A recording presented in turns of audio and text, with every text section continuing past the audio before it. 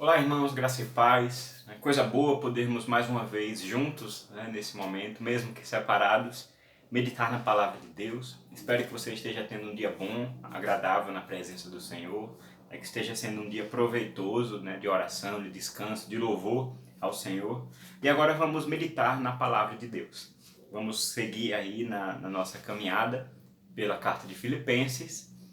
Chegamos hoje, se tudo ocorrer de acordo com o planejado, querendo Deus, no penúltimo sermão dessa série. Então, já deixando aquele gosto de saudade para nós, vamos dando a Deus, a essa carta que tanto tem nos abençoado. Hoje chegamos no capítulo 4, versículo 8 e versículo 9. Um texto que particularmente para mim é um texto muito querido, mas também muito desafiador. Filipenses 4, versículo 8 e 9. Espero que você acompanhe aí na sua leitura também, com alegria e com fé. Vamos ler a palavra do Senhor. Finalmente, irmãos, tudo que é verdadeiro, tudo que é respeitável, tudo que é justo, tudo que é puro, tudo que é amável, tudo que é de boa fama, se alguma virtude há e se algum louvor existe, seja isto o que ocupe o vosso pensamento. O que também aprendestes e recebestes e ouvistes e vistes em mim, isso praticai, e o Deus da paz será convosco. Até aí a leitura da palavra do Senhor, irmãos. Vamos orar pedindo graça ao nosso Deus. Pai, nós queremos te agradecer por esse momento em que podemos meditar na Bíblia Sagrada, nesse texto que é vivo e fala conosco nesse momento. Te agradecemos porque temos acesso à Tua revelação e agora, Pai, queremos te pedir que o Teu Espírito Santo nos ensine, mude o nosso coração, nos transforme, nos capacite a termos uma vida e uma mente que é para a Tua glória e para a Tua glória somente. É o que nós te pedimos e já te agradecemos. Em nome do nosso Senhor Jesus Cristo, nosso Salvador. Amém.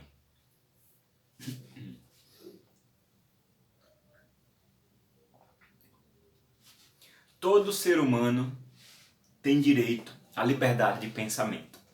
Isso é o que está escrito, irmãos, no artigo 18 da Declaração Universal dos Direitos Humanos. E podemos concordar que reconhecer essa liberdade, reconhecer esse direito é um avanço da sociedade humana. Não poderíamos acreditar que é algo que não é tão importante para nós, afinal, sabemos que atos autoritários e arbitrários demais poderiam ser perpetrados por autoridades que, excluindo essa liberdade, excluindo esse princípio, atentariam aí contra o nosso pensamento, contra a nossa liberdade de consciência, até a liberdade religiosa.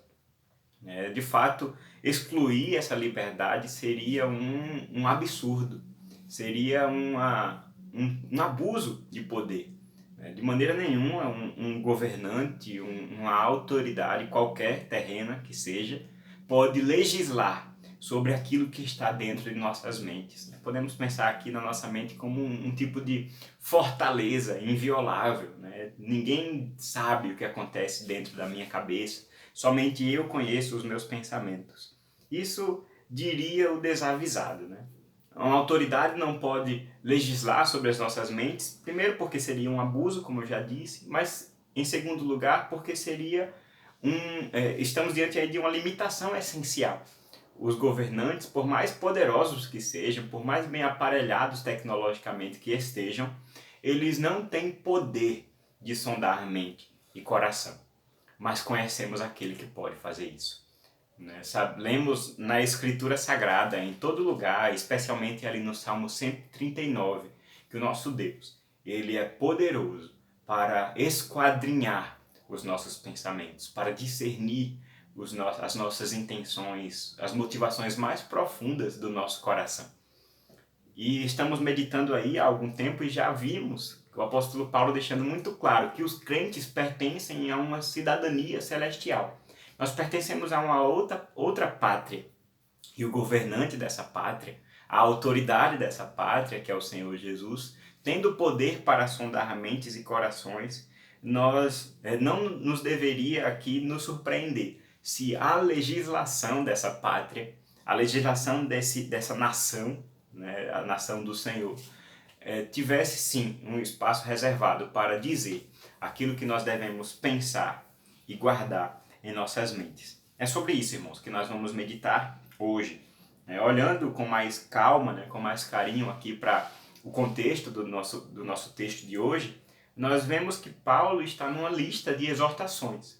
Paulo está aqui trazendo aos irmãos de Filipos uma grande sequência, né, de lições morais, de recomendações para que eles pudessem viver para a glória de Deus.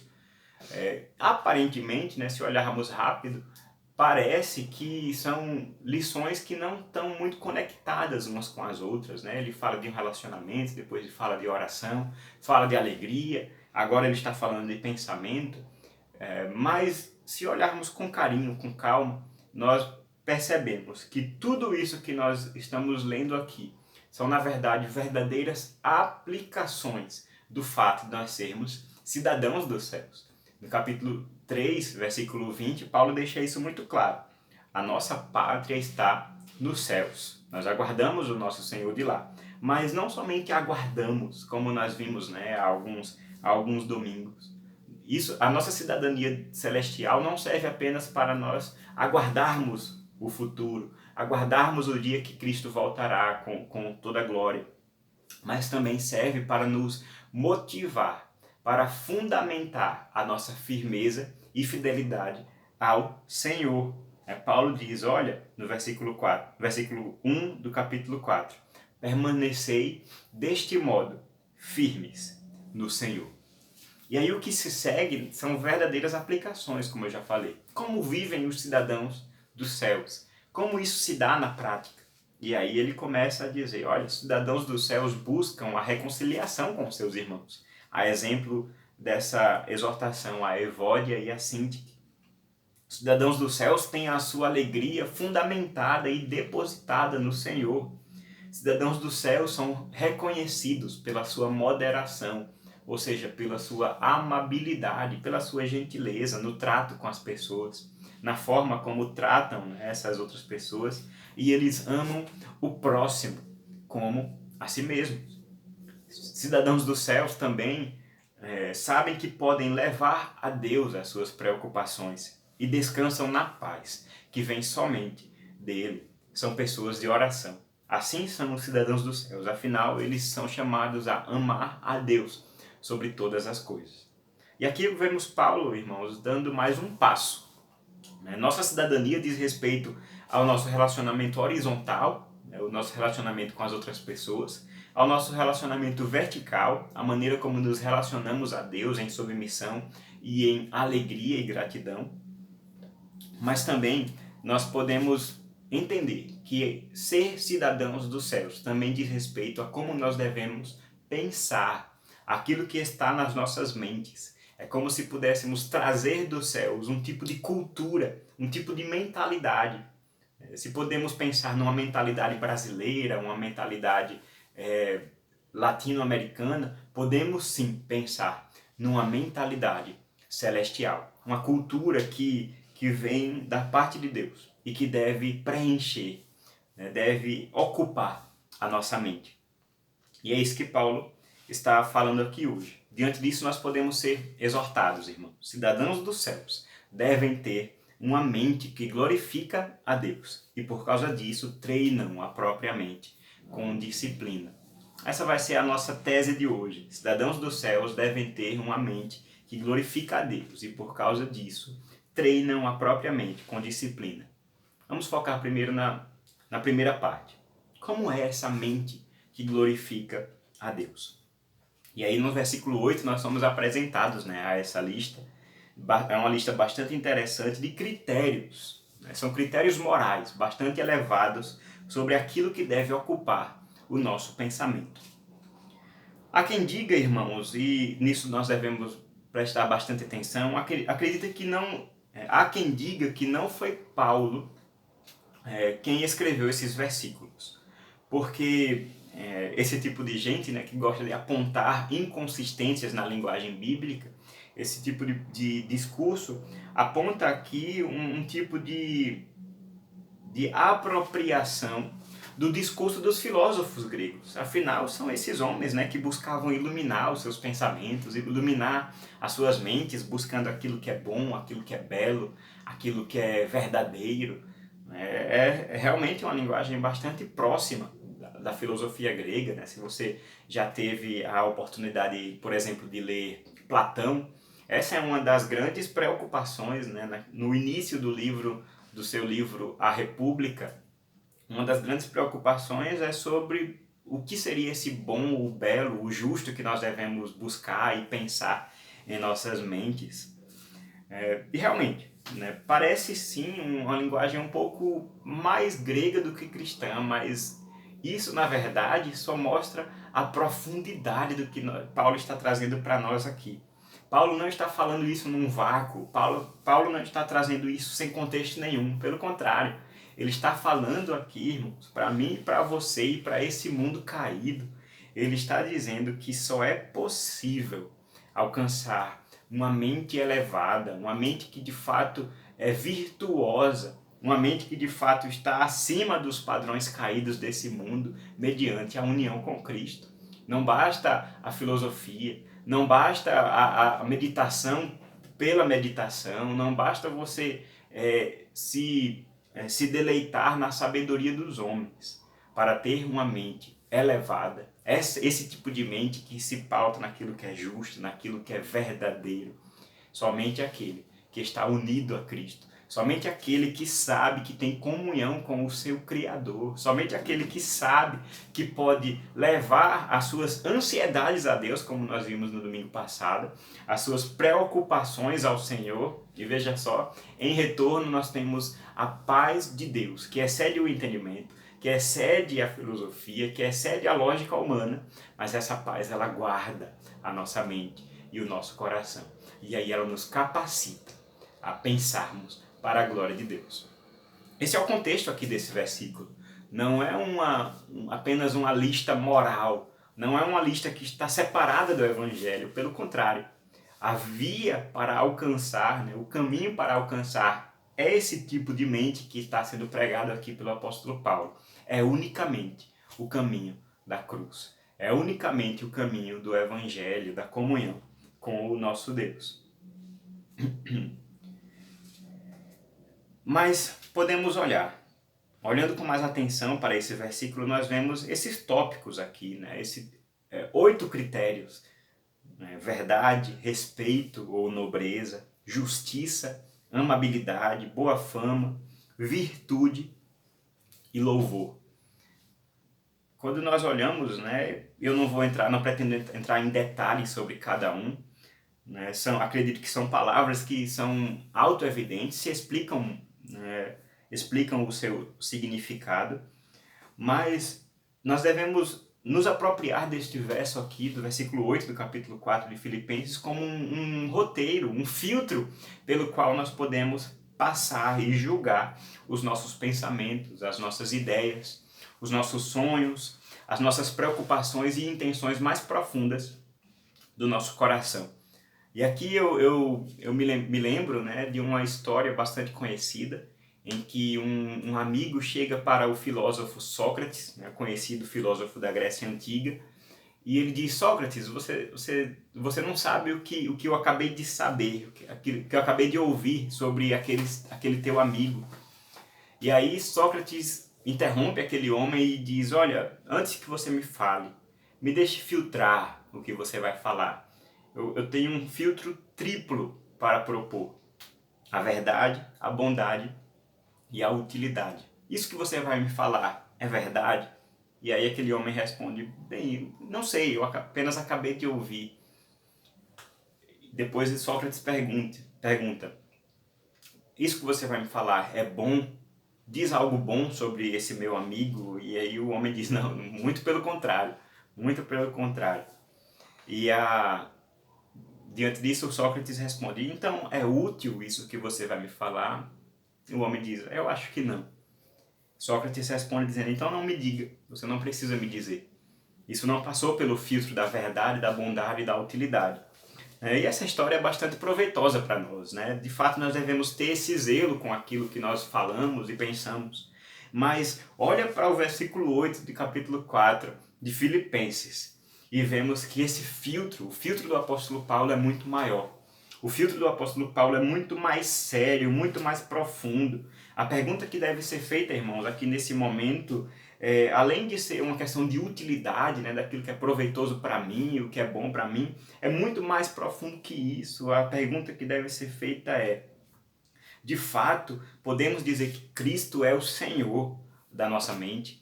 Você pode dizer, irmãos, que a bandeira da cruz do Senhor Jesus está fincada no solo do seu coração? Os seus pensamentos expressam que você é de Cristo ou não?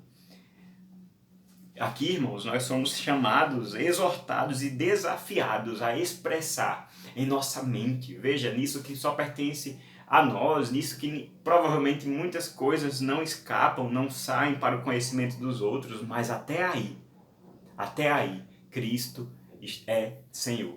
Até aí, Cristo não negocia a sua glória. Até aí, nesse solo que é tão íntimo nosso, até aí, irmãos, nós somos desafiados a entregar para o Senhor Jesus.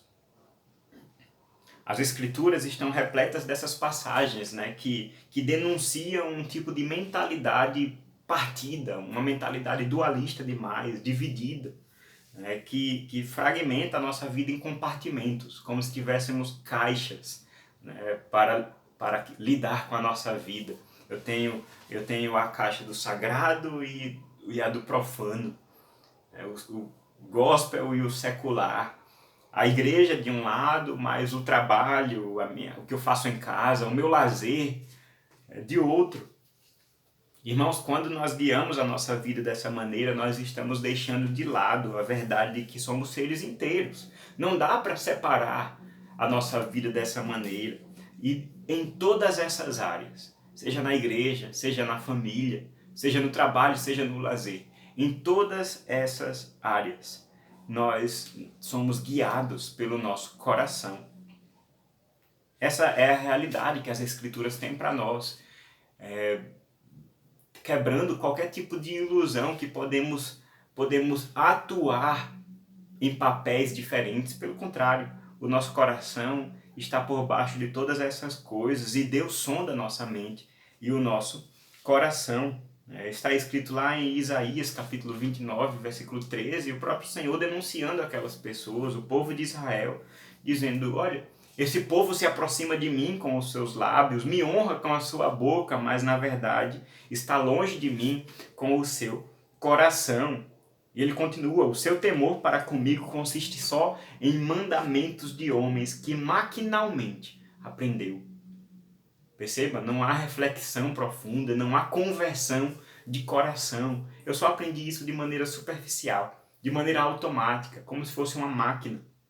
E é por causa disso que o meu coração está longe do meu Deus. Mesmo no culto, mesmo na igreja, mesmo sendo membro ali, frequente, fiel da igreja, nós podemos ter a nossa mente totalmente contrária, pervertida, distante do Senhor.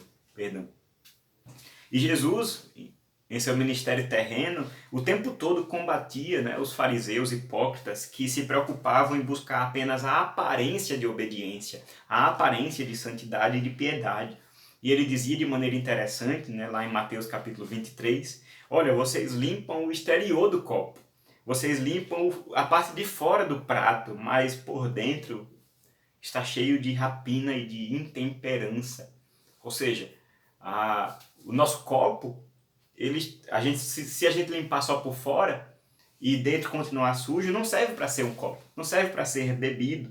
No Evangelho de Marcos, Cristo nos revela a crueza desse nosso drama, quando ele diz, olha, é de dentro do coração dos homens, é que procedem os maus desígnios, a prostituição, os furtos, os homicídios, os adultérios, a avareza, as malícias, o dolo, a lascívia, a inveja, a blasfêmia, a soberba e a loucura.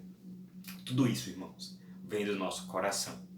Tudo isso vem do mais profundo do nosso ser. Devemos entender que a vida ser humano, e Deus nos criou assim, flui do interior para o exterior. Sabemos, irmãos, o quanto isso é verdade. Sabemos o quanto o nosso coração milita contra nós. Sabemos o quanto o nosso coração, na verdade, ele tenta correr para longe dos princípios, dos mandamentos de Deus. Olhando para esse versículo 8, né, aqui que nós estamos meditando, nós podemos testemunhar o quanto o nosso coração, aliado ali, né, com o mundo, esse sistema pecaminoso que nos cerca, com a sua tentação, com a sua propaganda, ele lança a sua contraproposta. Podemos aqui fazer esse exercício de imaginação e ouvir nos nossos ouvidos a voz do nosso próprio coração, a voz do mundo e a voz de Satanás. Tudo que é mentiroso, tudo que é desrespeitoso, tudo que é injusto, tudo que é impuro, tudo que é odiável, tudo que é vergonhoso, se há algum vício e se há alguma blasfêmia, seja isso que ocupe o vosso pensamento. Irmãos, que Deus tenha misericórdia de nós. Que Deus nos capacite a vencermos essa proposta do nosso coração e a proposta do mundo. Que o Senhor afaste de nós pensamentos que desagradam a vontade de Deus, desagradam o coração do nosso Deus. Podemos pensar aqui na mentira, né? Podemos pensar nesse fenômeno aí dos nossos dias, né? As chamadas fake news. Afinal, podemos perceber que isso tem entrado até próximo, né, as nossas famílias, as nossas igrejas, os grupos, né, do WhatsApp aí, dos nossos conhecidos, compostos até por cristãos, né, compartilhando e se deleitando em notícias falsas, sem compromisso nenhum com a verdade. Afinal, a mentalidade é: não importa se é verdade ou não, não importa se é falso, se isso fortalece o meu argumento, se isso me faz vencer um debate, se isso acalenta as minhas posições políticas, os meus interesses, por A ou por B, eu vou compartilhar. Não importa se é verdade. Percebam, irmãos, como a nossa mentalidade está pervertida, está quebrada diante daquilo que deveria ser a nossa busca principal, buscar a verdade, buscar aquilo que é justo, aquilo que é puro. Podemos pensar aqui nos pensamentos impuros que sempre vêm à nossa mente, pensamentos pornográficos. Podemos pensar aqui no ódio contra um irmão, maquinações do nosso coração, murmurações contra Deus. Podemos pensar em muitos outros pensamentos, irmãos, que às vezes porque eles não se expressam, às vezes porque não colocamos para fora em palavras, em ações, nós achamos que estamos imunes de pecar contra Deus, quando na verdade Cristo lança a luz sobre a realidade desse nosso drama. É do coração que sai todo tipo de pecado. Nós nos contaminamos por aquilo que está dentro de nós, não por aquilo que entra, mas por aquilo que sai. Não precisa pegar uma arma e matar uma pessoa, mas apenas odiá-la no seu coração. Isso já basta para que você seja um assassino diante de Deus. Muita gente diz que isso é radicalismo, e de fato é. É ir para a raiz do problema. É radicalismo na sua essência, é saber que nós não estamos preocupados com aparências ou com aquilo que os homens podem ver, mas estamos preocupados com o mais profundo do nosso ser. Estamos preocupados com aquilo que sai do nosso coração.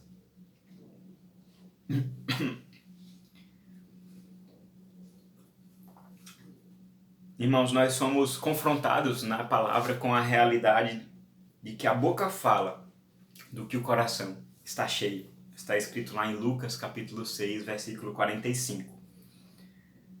Ter uma vida, uma conduta que testemunha sobre Deus e que agrada a Deus, nós queremos ter isso, devemos tomar cuidado com o nosso coração. Salomão, em Provérbios capítulo 4, versículo 23, ele nos alerta sobre tudo o que se deve guardar. Guarda o teu coração, porque é do coração que procedem as fontes da vida. E eu particularmente acho muito interessante a tradução né, a nova tradução da linguagem de hoje, neste versículo, que diz: tenha cuidado com o que você pensa, pois a sua vida é dirigida pelos seus pensamentos. Cidadãos dos céus, irmãos, devem ter uma mente que glorifica a Deus. Temos desenvolvido essa mente, temos aplicado no nosso cotidiano esses filtros, feito uma autocrítica, uma autoanálise a ponto de dizer, peraí, os moradores da minha mente, né, esses pensamentos que vêm e vão, eles de fato glorificam ao Senhor, passam por esse filtro tão exigente, tão elevado que o apóstolo Paulo nos oferece aqui, ou eu não me preocupo com aquilo que ocupa a minha mente? Exortação para nós, irmãos. Cidadãos dos céus devem ter uma mente que glorifica a Deus. Já vimos que é um padrão elevado, e esse padrão elevado descreve a mente do cristão. Mas diante disso, irmãos, fica a pergunta: o que fazer para perseguir esse padrão? Como fazer para trazê-lo para as nossas vidas? Afinal, parece ser algo elevado demais, parece ser algo que está longe, né, de nós, como seres tão limitados, tão fracos. O que fazer? O que é que a palavra tem a nos dizer sobre isso? E aí Paulo continua o seu discurso no versículo 9. O que também aprendestes e recebestes e ouvistes e vistes em mim, isso praticai, e o Deus da paz será convosco. O apóstolo Paulo conclui esse bloco todo, né, de exortações, fazendo algo que ele já fez aqui na carta dele aos Filipenses. Ele chama mais uma vez para si mesmo a responsabilidade de ser um exemplo para os fiéis.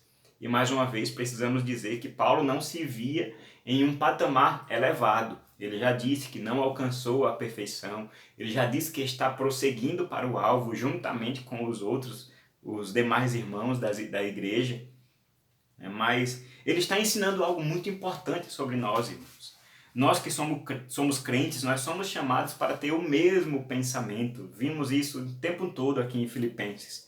Devemos ter o mesmo pensamento, devemos desenvolver em nós a mente de Cristo. E devemos fazer isso exercitando o nosso aprendizado, a nossa submissão, a nossa observação e a nossa audição, o nosso ouvido diante de Deus.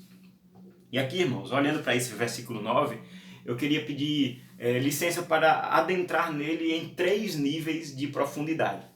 Eu vou explicar. O primeiro nível, nós treinamos a nossa mente aprendendo junto com os outros irmãos. Nós vemos aqui que Paulo, né, ele chama a si mesmo como exemplo mais uma vez, como ele fez no versículo 17 do capítulo 3, sede meus imitadores e observai os que andam segundo o modelo que tendes em nós. Quer ter a mente de Cristo, irmão? Quer ter pensamentos bons que glorificam a Deus? Anda com gente que faz isso. Anda com gente que também foi chamado para ter uma mente que glorifica a Deus. Nós podemos concordar que as pessoas que estão ao nosso redor nos influenciam, sim, com certeza. Nós devemos aqui, né, e somos convidados. Né? O apóstolo Paulo está olhando para ele mesmo e desafiando os filipenses a buscarem na memória aquilo que eles viram no apóstolo Paulo, aquilo que eles ouviram no apóstolo Paulo, aquilo que eles aprenderam dele, o que receberam das mãos do apóstolo Paulo. Tudo isso eles poderiam lembrar e dizer, olha, está aí um bom modelo a ser seguido, um bom padrão para os nossos pensamentos, palavras e ações. E aí, irmãos, nós somos chamados aqui a meditar na graça de Deus que nos deu a igreja. Nós temos essa possibilidade, né, essa via de aprendermos com os outros irmãos e somos aqui desafiados a observar a vida dos outros, né? Olhar para pessoas mais maduras que nós, que já estão em outras lutas no Evangelho, porque já passaram pelas nossas lutas, né? Jovens olhando os mais velhos, adolescentes olhando para os adultos. Podemos entender que esse é o padrão da igreja, como já meditamos quando falamos do versículo 17. Mas nós aqui somos chamados também a fazer isso no sentido da mente. Né? Desenvolvemos a mente de Cristo, gastando tempo, investindo tempo com outros irmãos, na conversa, na comunhão da igreja, conversando, trocando experiências sobre a vida cristã e os desafios que estão nela.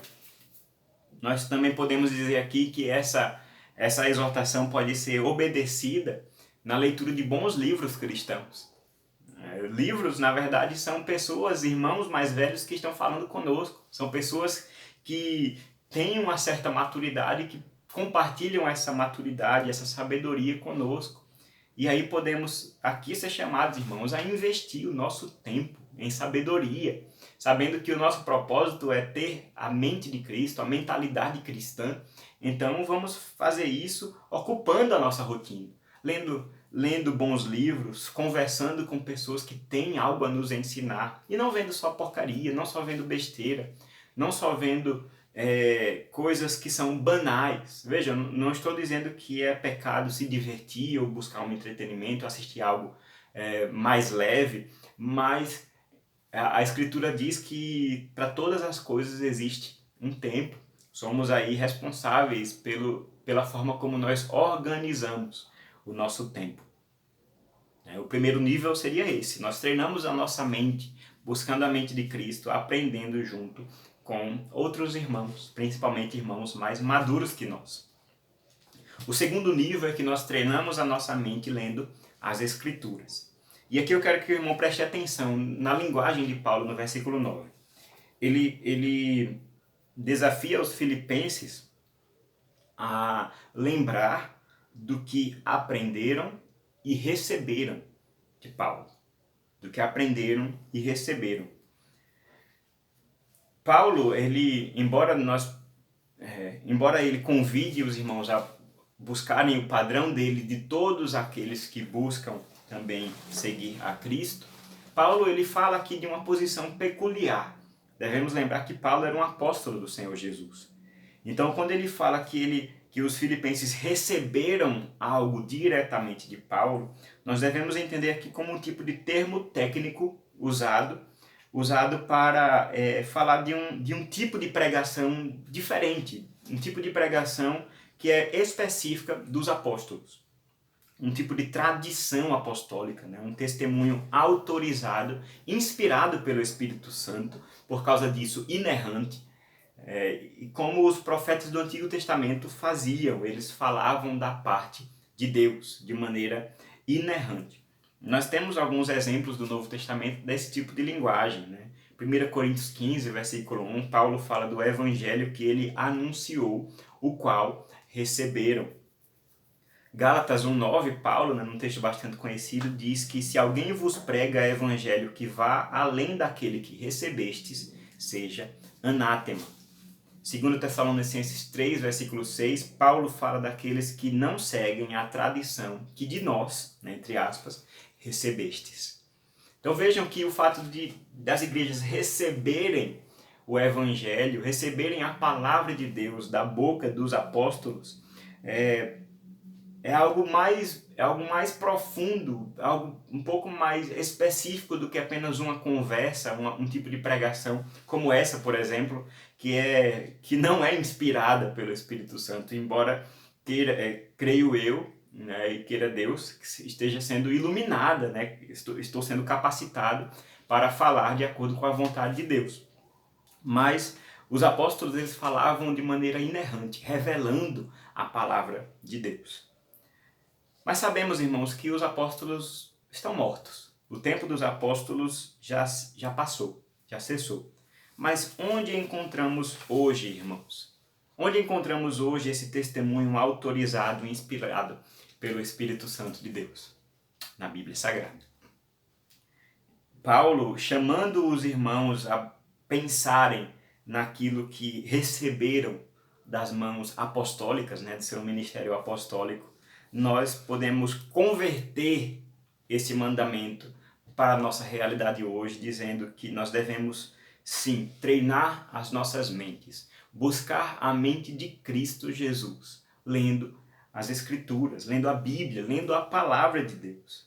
É com ela que nós buscamos e preenchemos a nossa mente com os pensamentos de Jesus. A palavra de Deus, irmãos, é a espada que o Espírito usa para discernir os nossos pensamentos mais profundos.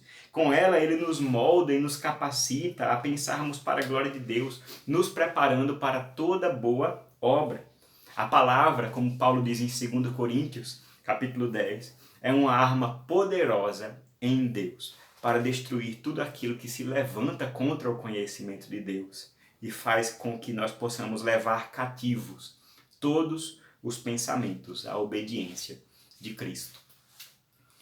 Aqui, irmãos, não tem fórmula mágica. Se queremos pensar como Cristo, se queremos ter uma mente que se enquadre, que seja de acordo com esse filtro elevado que o apóstolo Paulo está trazendo aqui, nós devemos ler a palavra de Deus, amar a palavra de Deus, investir tempo na leitura da Bíblia. É assim, irmãos, é assim que nós desenvolvemos uma mente que glorifica ao Senhor. Nós podemos aí olhar para o mundo de maneira bíblica, não de acordo com as filosofias, não de acordo com as ideologias mundanas, mas de acordo com aquilo que o Senhor diz sobre quem nós somos, sobre quem Ele é, sobre como é o mundo, sobre qual é o nosso papel nesse mundo. Nós devemos, irmãos, buscar a mente de Cristo, lendo a palavra de Deus. E esse é o segundo nível. Treinamos a nossa mente com disciplina, com os outros irmãos, observando pessoas mais maduras que nós. Treinamos a nossa mente buscando a mente de Cristo, lendo as Sagradas Escrituras. Mas um terceiro nível, nós treinamos a nossa mente meditando em Cristo Jesus. E aqui, na verdade, nós temos uma prolongação do que nós acabamos de falar. Nas Escrituras nós encontramos uma mente que glorifica a Deus, mas única e exclusivamente, porque é nelas que nós encontramos Cristo Jesus. As Escrituras testificam de mim, disse Jesus.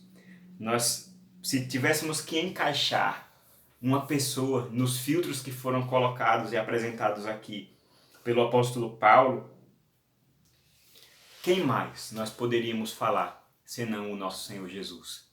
Quem mais, irmãos? Ele que é totalmente verdadeiro, infinitamente respeitável, digno de honra. Ele é justo, ele é puro, ele é amável. Tudo nele, irmãos, era admirável, cheio de virtude e de louvor. Na verdade, ele é digno de todo o louvor.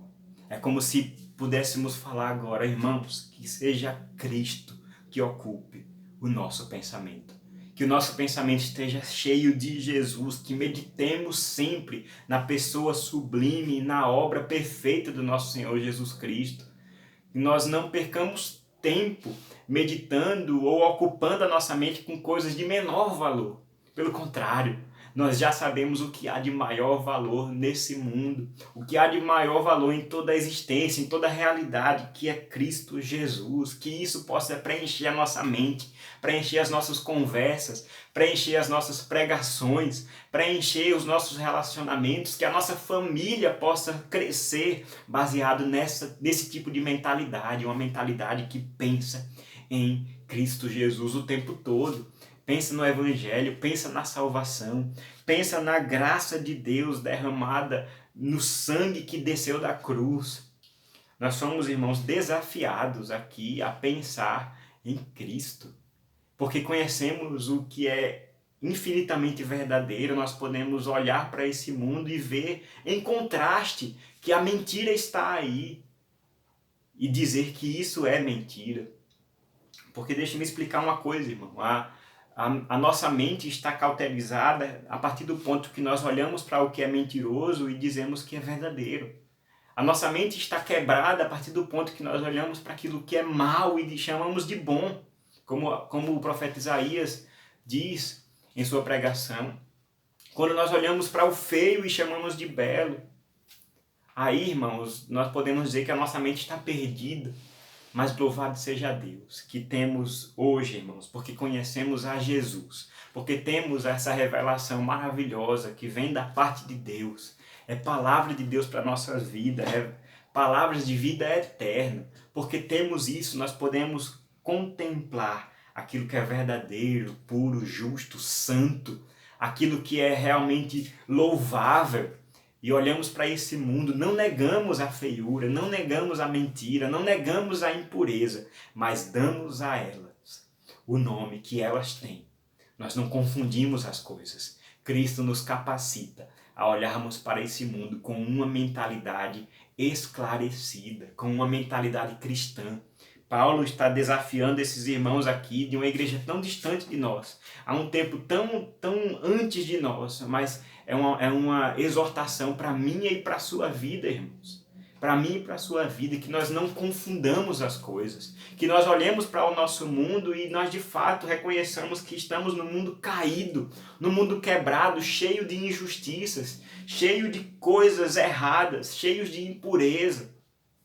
Mas nós conhecemos aquilo que é bom, verdadeiro, útil, justo, aquilo que vem do Senhor Jesus. Olhando para Ele, nós podemos olhar para esse mundo e somos capacitados a viver para a sua glória. Nós somos capacitados a viver e a pensar uma mente que glorifica a Deus. Irmãos, esse é o nosso desafio. Um desafio difícil, eu sei, mas impossível se não tivéssemos Cristo. Mas temos. Podemos meditar na palavra de Deus. Buscar Cristo, buscar em Jesus o consolo para as nossas mentes cansadas, entendendo que é Ele quem nos capacita a ter uma mentalidade, uma forma de ver o mundo totalmente rendida, levada cativa aos pés do Senhor Jesus. E que essa mensagem, irmãos, possa redundar na sua vida, possa ecoar na sua semana, ecoar nos seus dias, que não fique apenas na teoria, mas que na prática nós possamos zelar por aquilo que ocupa o nosso pensamento. Certamente a tentação virá, certamente quando nós desviamos os nossos olhos da palavra de Deus, quando nós desviamos os nossos olhos, desligamos uma pregação, encerramos uma oração, a nossa mente ela é tentada com todo tipo de pensamento perverso.